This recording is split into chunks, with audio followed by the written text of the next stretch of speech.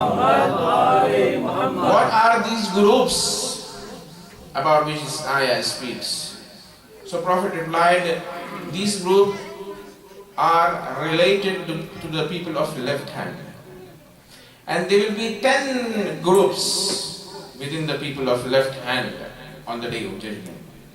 And they will have special faces according to their acts, bad deeds. Prophet Muhammad sallallahu alaihi wasallam, he says, in first group, sinner will have the person who had bad deed, who performed bad deed on this earth. They will have a faces of monkeys. Why? Because they were gossipers on earth. This is the first group. And second groups, they will look like pigs. Why? Because they have eaten non-halal food on earth. This is the second group from Ashab al-Mush'ama.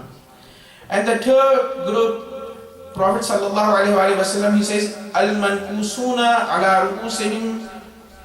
Yani, the meaning of this group is that their head will be downwards and their leg will be upwards. Vice versa, on the day of judgment. Who are these people? These are the people who have eaten interest, which is haram in the religion of Islam. Giving interest. Of course, in some cases, Maraje, they have given permission, like for example, for mortgage, when you don't have any choice. But, like for example, in a place where Islam can be practiced, like Islamic countries, you can not give interest or you cannot take interest because this is a riba. And the riba is worse haram in the religion of Islam. If someone eats a riba, he is in war with Allah subhanahu wa ta'ala. There is a verse in Quran Majid, Surah Baqarah, verse 278, 279, in which Allah subhanahu wa ta'ala says, Ya ayyuhalladhina amanu ittaqullah. O those who believe in Allah subhanahu wa ta'ala, practice piety. وَذَرُوا مَا بَقِيَ مِنَ الرِّبَا إِن كُنتُم مُؤْمِنِينَ. If you are believers, so leave the riba, the interest, on the capital which you have. فَإِن لَمْ تَفْعَلُوا فَأَذَنُوا بِحَرْبٍ مِّنَ اللَّهِ وَرَسُولِهِ. If you continue to eat riba, interest, because interest is misused, like for example, a moment he is in need, he comes to you, he asks you for qard. You give him qard, but when you want that money back, you are misusing. You are asking him to pay more. So this is oppression, known as oppression in the religion of Islam. فَإِن لَمْ تَفْعَلُوا. If you continue to eat riba, فَأَذَنُوا بِحَرْبٍ مِّنَ اللَّهِ وَرَسُولِهِ. So, O Prophet, explain them that Allah subhanahu wa ta'ala and His Apostle, Prophet Muhammad sallallahu alayhi wa sallam, both of them are in war with that person. وَإِن تُبْتُمْ فَلَهُ رُؤُوسُ أَمْوَالِكُمْ. Like for example, if a mu'min has eaten interest from another Muslim, so if he repents to Allah subhanahu wa ta'ala, فَلَكُمْ رُؤُوسُ أَمْوَالِكُمْ. So the principle of your mal is belong to you, and the rest you should give back to that person from whom you took the interest. صلى على محمد وآل محمد.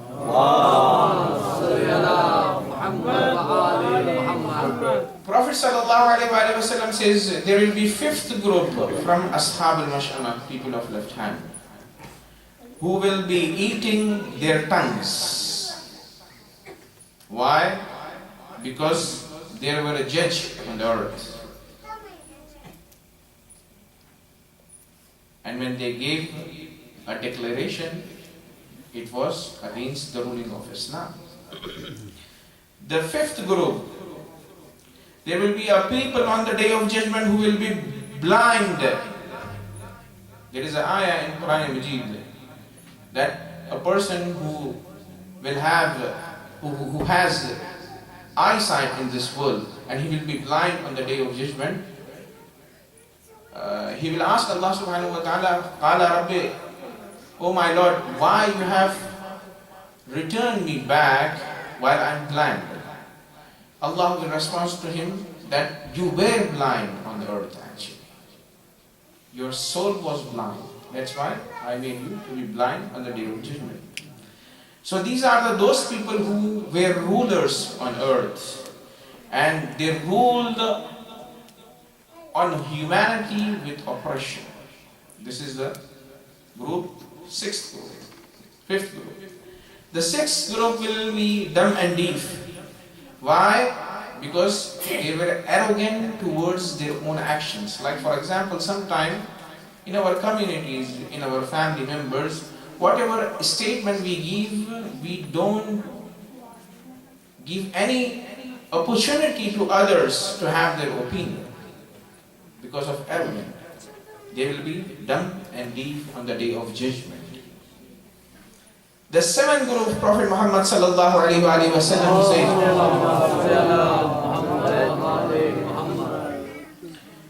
their leg and hands will be cut down on the day of judgment, because they were the people who created problems for their neighbor. Because in Islam, there are many rights for neighbor.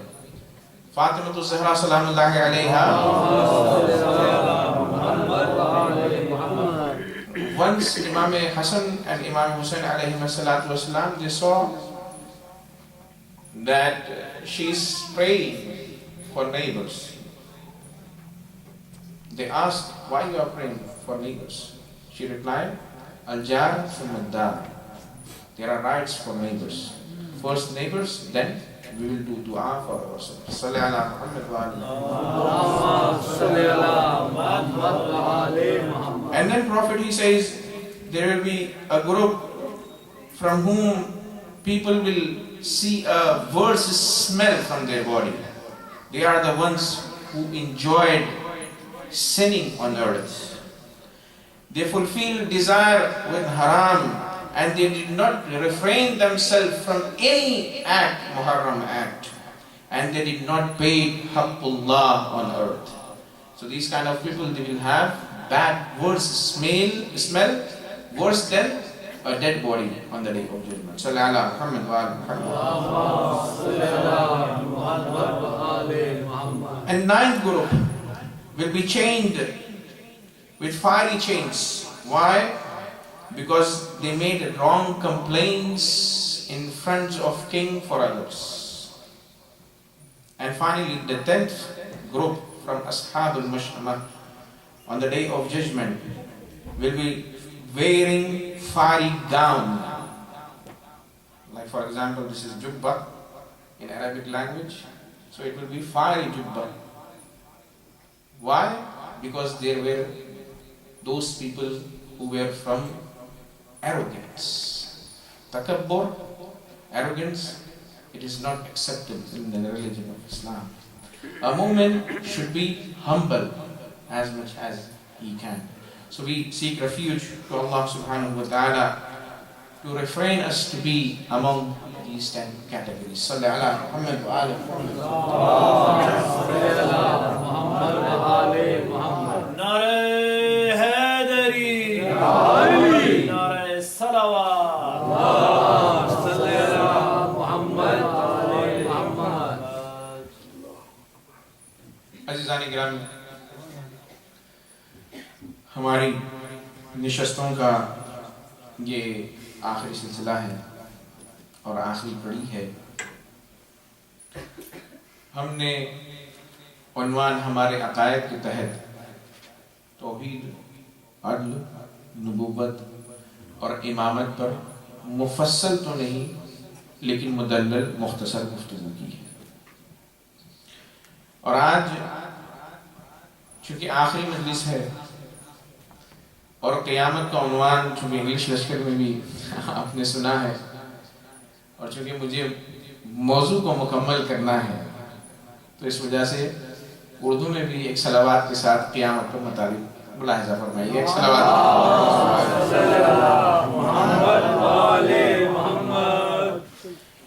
قرآن مجید کی جس آیت کی تلاوت کا میں نے شرف حاصل کیا ہے، اس میں اللہ تبارک و تعالی فرماتا ہے ان الساعۃ آتیۃ اکاد اخفیہا، بے شک قیامت آنے والی ہے اور میں نے چاہا ہے کہ اس کے وقت کو چھپائے رکھوں.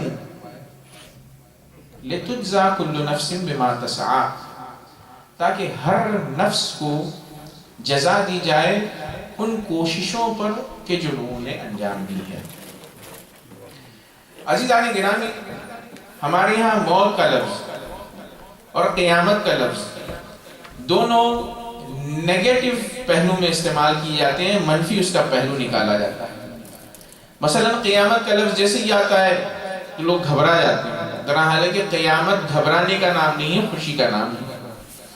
کیوں؟ اس لیے کہ حضور نے جیسے موت کے بارے میں فرمایا، موت مومن کے لیے گھبرانے کی جگہ نہیں ہے، موت فنا نہیں ہے. فرماتے ہیں حضور صلی اللہ علیہ وآلہ وسلم، ما خلقتم للفنا، تمہیں فنا کے لیے پیدا نہیں کیا ہے، بل خلقتم للبقاء، تمہیں پیدا کیا ہے باقی رہنے کے لیے. وَإِنَّمَا تُنْقَلُونَ مِنْ دَارٍ إِلَى دَارٍ، مرنے کے بعد کیا ہوتا ہے؟ تمہیں ایک در سے، ایک گھر سے دوسرے گھر منتقل کر دیا جاتا ہے. اسی لیے اسی طرح سے قیامت بھی جو دن ہے جس کے سنتے ہی ہم گھبرا جاتے ہیں، قیامت ڈرنے والی چیز نہیں ہے. کیوں؟ اس لیے کہ قیامت میں برزخ کی زندگی کو موت ہو کر انسان کو اٹھایا جائے گا. اسی لیے لفظ قیام، قیام آپ نے سنا ہوگا، قیام اسی سے نکلا ہے کہ جس سے قیامہ ہے.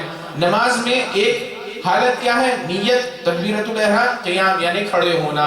تو چونکہ قیامت میں انسانوں کو اللہ کی بارگاہ میں زندہ کیا جائے گا، یوم یقوم الناس لرب العالمین، جب انسانوں کو اللہ رب العالمین کے سامنے کھڑا کیا جائے گا، اس دن کا نام قیامت ہے.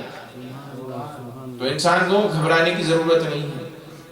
بہت پلیزنٹ دن ہے مومنین کے لیے، کیونکہ ریوارڈ کا دن ہے، اللہ تبارک و تعالی جزا دینے والا ہے. اچھا، گھبرانے والی چیز کیا ہے؟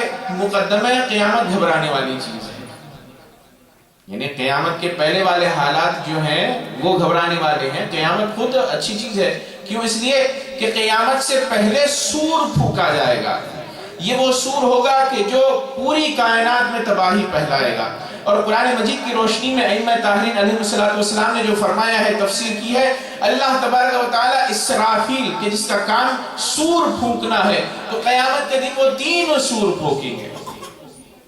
اللہ تبارک و تعالی فرماتا ہے، وَيَوْمَ يُنْفَخُ فِي الصُّورِ فَفَزِعَ مَنْ فِي السَّمَاوَاتِ وَمَنْ فِي الْأَرْضِ إِلَّا مَنْ شَاءَ اللَّهُ. جب قیامت کے دن سور پھونکا جائے گا، تو یہ پہلا سور ہے فَفَزِعَ، تو اس کے بعد اس سور کو سنتے ہی بدحواس ہو جائیں گے من فی السماوات والارض، جو آسمانوں میں ہے اور جو زمین میں ہے. سارے کے سارے پہلے سور کے بعد کیا ہوں گے؟ مست ہو جائیں گے. الا من شاء اللہ، لیکن کچھ لوگ ہوں گے کہ جو مست نہیں ہوں گے. پھر دوسری آیت قرآن مجید میں ہے کہ دوسرا سور جب پھونکا جائے گا، وَنُفِخَ فِي الصُّورِ فَصَعِقَ مَنْ فِي السَّمَاوَاتِ وَمَنْ فِي الْأَرْضِ إِلَّا مَنْ شَاءَ اللَّهُ. تو دوسرا جب سور پھونکا جائے گا تو سارے کے سارے جو مست اور بدحواس ہو گئے ہیں، سارے کے سارے وہ مر جائیں گے، آسمانوں میں جو ہے اور زمین میں ہے، الا من شاء اللہ. لیکن کچھ لوگ ہوں گے کہ جو نہ مست ہوں گے اور نہ مریں گے. اب اللہ تعالیٰ سے ہم یہ پوچھتے ہیں کہ خدایا یہ تو بتلا کہ کچھ لوگ کون ہیں کہ جو نہ مست ہوں گے نہ مریں گے. تو اللہ تبارک و تعالیٰ نے اس کا بھی جواب دیا ہے. قرآن مجید میں فرماتا ہے کل من علیہا فان ویبقى وجہ ربک ذو الجلال والاکرام. جب سور پھونکا جائے گا تو سارے کے سارے کل من علیہا فان، ہر چیز کے اوپر فنا آ جائے گی. ویبقى وجہ ربک، اور اللہ کا وجہ جو چہرہ ہوگا وہ باقی ہوگا. عزیزان اکرامی، دوسری جگہ قرآن مجید میں فرماتا ہے اللہ تعالیٰ جب سب کو ختم کر دے گا تو فرمائے گا لمن الملک اليوم، آج کون، کس کی حکومت ہے؟ تو جواب آئے گا للہ الواحد القہار، آج حکومت اللہ کی ہے کہ جو واحد ہے اور قہار ہے. عزیزان گرامی، جب سارے کے سارے ہلاک ہو جائیں گے تو اب سوال یہ پیدا ہوتا ہے کہ اللہ یہ سوال کس سے پوچھے گا؟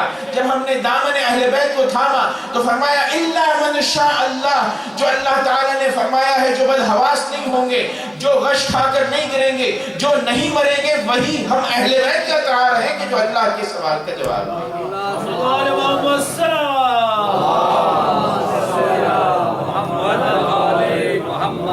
ایک بات بار صلوات پڑھیں پر محمد صلی اللہ محمد علیہ محمد. کل من علیہا فان،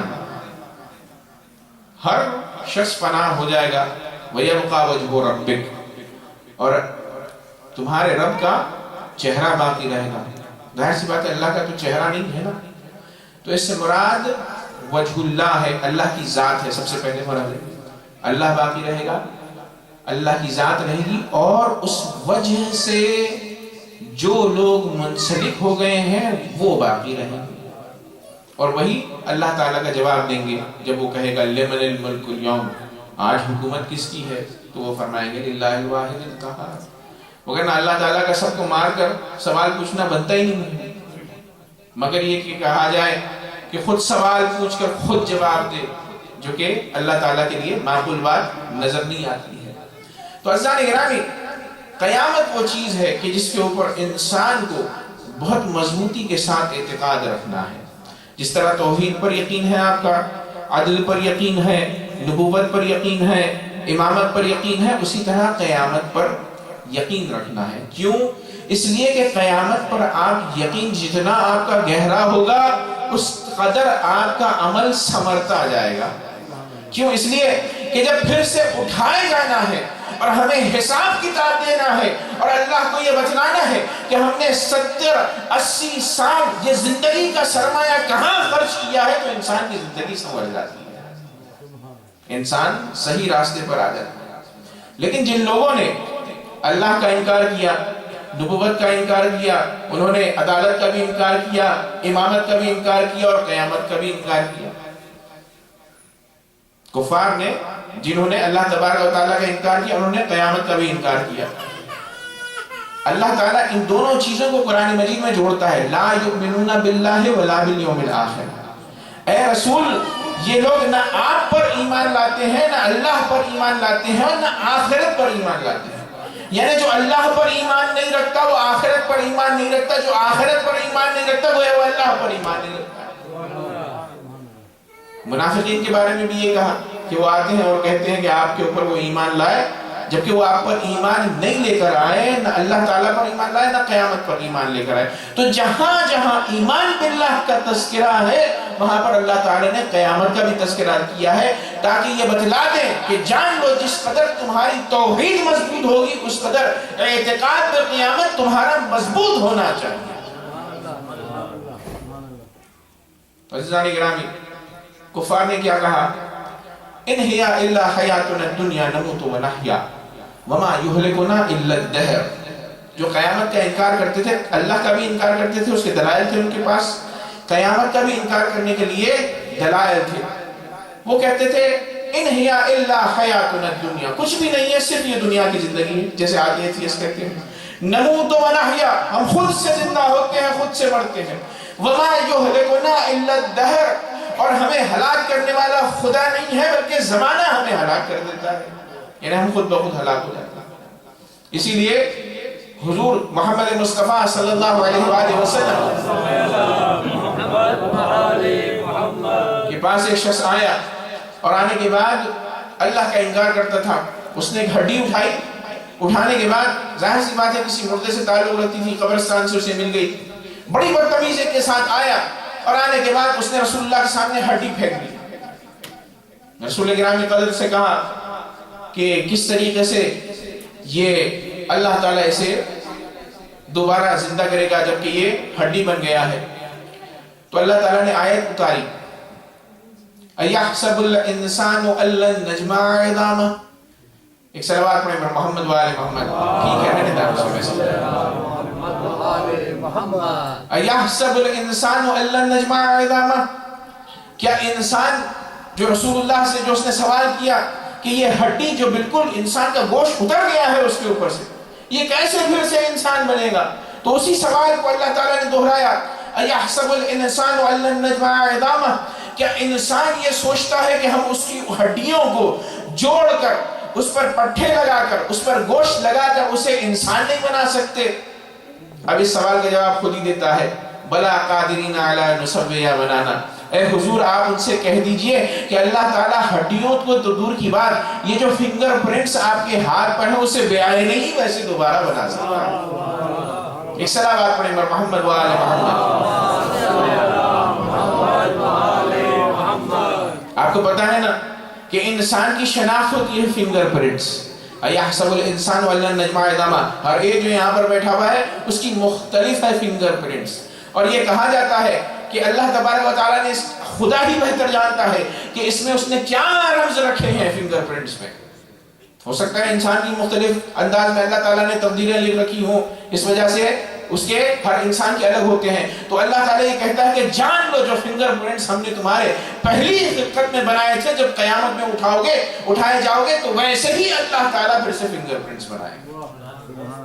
یہ اللہ تعالیٰ نے پہلے دلیل دی، جو جواب نغزی جسے کہا جاتا ہے۔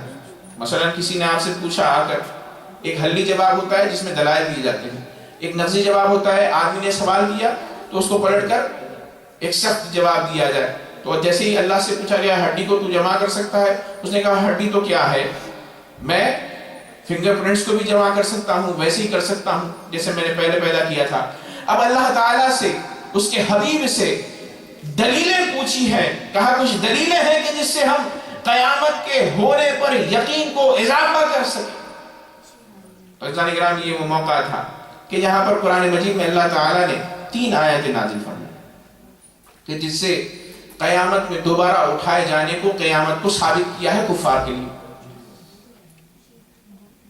اللہ تبارک و تعالیٰ قرآن مجید میں فرماتا ہے فَانظُرْ إِلَىٰ آثَارِ رَحْمَتِ اللَّهِ كَيْفَ يُحْيِي الْأَرْضَ بَعْدَ مَوْتِهَا، اللہ کے آثار کو زمین میں دیکھو کہ وہ کیسے مردہ زمین کو زندہ کر دیتا ہے۔ عزیزان گرامی، یہ دلیل ہے قیامت کے اوپر۔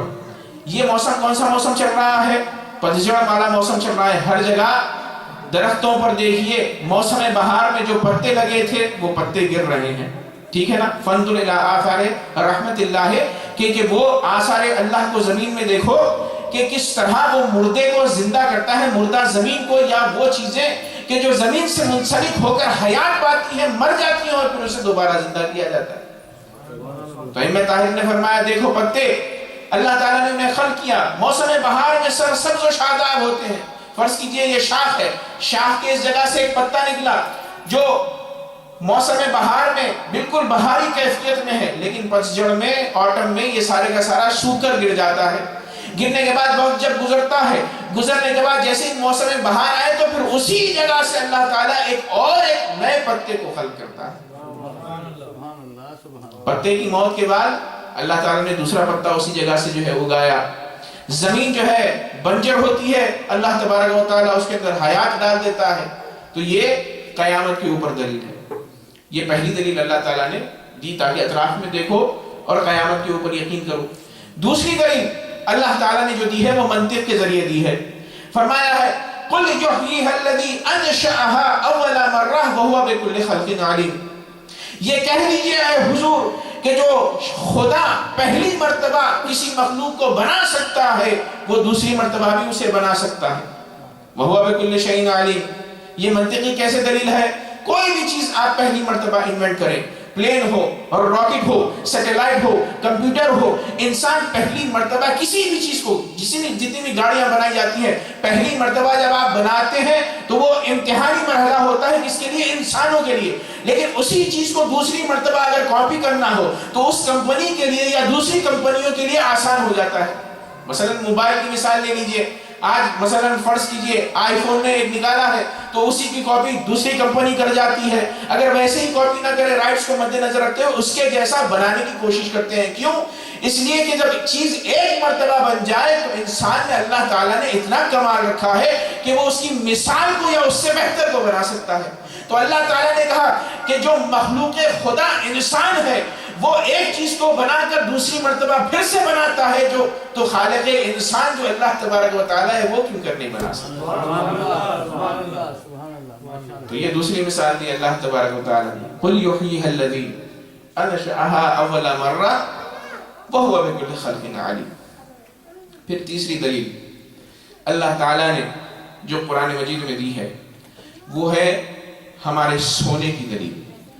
فرمایا اللہ یتوفی الانفس حین موتها، اللہ وفات دے دیتا ہے جانوں کو ان کی موت کے وقت.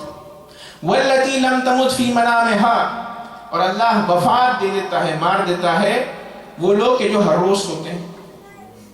والتی لم تمت فی منامها فیمسک الذی قضى علیہ الموت ویرسل الاخرى الی اجل مسمى. انسان جب سوتا ہے تو سوتے میں اللہ تعالیٰ اسے وفات دیتا ہے. ہم اور آپ ہر روز مرتے ہیں رات میں، یہ قرآن مجید کے الفاظ ہیں. ہم اور آپ ہر روز قرآن مجید کی روشنی میں مرتے ہیں. اور حدیث میں بھی حضور نے بھی یہی فرمایا، فَيُمْسِكُ الَّذِي قَضَى عَلَيْهِ الْمَوْتِ وَيُرْسِلُ الْأُخْرَى إِلَىٰ عَجَلٍ مُّسَمًّى. تو جس کی موت خواب میں لکھی ہوئی ہے اللہ اس کی روح کو روک لیتا ہے، لیکن جس کی حیات ابھی باقی ہے اس کی روح کو اللہ تبارک و تعالی وقت معینہ کے لیے لوٹا دیتا ہے. تو عزیزان گرامی، ہم سب کے سب جب سوتے ہیں، انسان جب مرتا ہے تو اس کی باڈی ایک میت کی باڈی، فرض کیجئے مثلا اس کے بازو اگر کوئی شخص آ کر سو جائے تو ان دونوں میں کوئی فرق نہیں ہے. بس یہ ہے کہ اللہ تعالیٰ نے سانس کو اس کے چلایا ہوا ہے. اور امام یہ فرماتے ہیں کہ جب انسان سوتا ہے تو اس کی روح اس کے بدن سے نکل جاتی ہے اور آثار روح اس کے بدن میں رہتے ہیں. خدا کی قسم، یعنی انسان کی روح جب انسان مرتا ہے تو نکل جاتی ہے. یہی وجہ ہے کہ آپ خواب جب دیکھتے ہیں تو مختلف شہروں میں مختلف جگہوں پر جاتے ہیں، مختلف افراد سے بات کرتے ہیں. امام نے فرمایا کہ اصل روح سوتے وقت انسان کی نکل جاتی ہے اور اس کے آثار رہ جاتے ہیں. بالکل اسی طرح سے کہ جس طرح سے کہ نور کہاں پر ہے؟ سورج میں ہے. سورج کا نور زمین پر ہوتا ہے لیکن اس کی اصل کہاں ہوتی ہے؟ سورج کی آسمان پر. تو جب انسان سوتا ہے تو اللہ تعالیٰ اس کی روح کو نکال دیتا ہے. یہی وجہ ہے کہ حضور محمد مصطفیٰ صلی اللہ علیہ وآلہ وسلم نے فرمایا کہ سونے کے بعد انسان جو مر جاتا ہے تو دوبارہ جب اٹھایا جائے تو یہ مثال ہے قیامت کی، دوبارہ اٹھائے جانے کی. جب پوری طرح سے مر جائے گا تو جس طرح وہ خواب سے اٹھ سکتا ہے اسی طریقے سے وہ قیامت میں ٹوٹلی مرنے کے بعد بھی، قبر میں رہنے کے بعد بھی اللہ تعالیٰ اسے پھر سے قیامت کے دن اٹھا سکتا ہے. اسی لیے حضور نے ہم سے یہ چاہا ہے کہ ہم اس دعا کو پڑھیں، الحمدللہ الذی احیانی بعدما اماتنی والیہ النشور، کہ میں اللہ تعالیٰ کی حمد و ثنا کرتا ہوں کہ اس نے مجھے سونے میں موت دے کر دوبارہ صبح کے وقت زندہ کیا اور اللہ کی طرف ہماری بازگشت ہے. یہ خود حضور پڑھتے تھے، الحمدللہ الذی احیانی، اے وہ اللہ اس کا شکر ہے، حمد و ثنا ہے کہ جس نے مجھے حیات دی، بعد ما اماتنی، اس بعد اس کے کہ اس نے نیند میں مجھے موت دی تھی، وَإِلَيْهِ النُّشُورُ، اور اسی طریقے سے قیامت میں اللہ تبارک و تعالیٰ اٹھائے گا. تو یہ تین دلیلیں قیامت کے اوپر یقین کے لیے اللہ تعالیٰ نے قرآن مجید میں. لیکن اس زمانے میں کچھ لوگوں نے یا تو انکار کیا، یا آج جیسے کفار مسلمانوں کے درمیان پائے جاتے ہیں مختلف ممالک میں، وہ یا تو منکر ہو گئے قیامت کے یا تناسخ کے قائل ہو گئے. تناسخ کسے کہا جاتا ہے؟ یعنی مثلا آپ دنیا میں پیدا ہوئے، آپ نے نیک کام انجام دیے تو اگلی مرتبہ بھی اللہ تعالیٰ آپ کو انسان کی شکل میں پیدا کرے گا. جو ہمارے یہاں ہندوستان میں ہندوؤں کا اعتقاد ہے، وہ یہ کہتے ہیں انسان اچھا رہتا ہے، اپنے دین کی پابند کرتا ہے، چاہے وہ چیز کسی بھی دین سے ہو، تو اسے اللہ تعالیٰ انسان کی شکل میں پیدا کرتا ہے. یا اگر انسان کے گناہ زیادہ ہیں، اس نے دین کو فالو نہیں کیا، چاہے وہ کسی بھی مذہب سے ہو، تو اللہ تعالیٰ اگلے جنم میں اسے کتے، مچھر اور خنزیر کی شکل میں پیدا کر دیتا ہے. جتنا بڑا گناہ ہوگا اتنی بڑی سزا ملے گی. تو تناسخ کے وہ قائل ہیں، لیکن اسلام تناسخ کو نہیں مانتا اور یہ باطل امر ہے. اسلام یہ کہتا ہے کہ مرنے کے بعد زندگی ہے، لیکن وہ برزخ کی صورت میں ہے اور قیامت کی صورت میں ہے اور عالم جنت و جہنم کی شکل میں ہے. اب اگر کوئی آپ سے یہ پوچھے کہ دلیل سے آپ سمجھائیے کہ تناسخ باطل ہے، تو آپ کے پاس کیا جواب ہو؟ عزیزان گرامی، تناسخ کے بطلان، باطل ہونے کی دلیل یہ ہے کہ وہ یہ کہتے ہیں کہ انسان اگر برے اعمال کرے تو اگلے جنم میں وہ جانور کی شکل میں پیدا ہوگا، یہ کہتے ہیں نا. تو قرآن مجید اور ہر مذہب میں یہ لوگوں نے غور کیا ہے کہ اکثرهم لا یعقلون، اکثر ہیومینٹی جو ہے عقل مند نہیں ہے، یعنی دین کے حوالے سے. اکثرهم لا یشکرون، اکثر شکر ادا نہیں کرتے. دنیا میں اکثریت انسانوں کی اگر دیکھی جائے تو اکثر برے انسان ہر مذہب کے اعتبار سے ملتے ہیں. تو اگر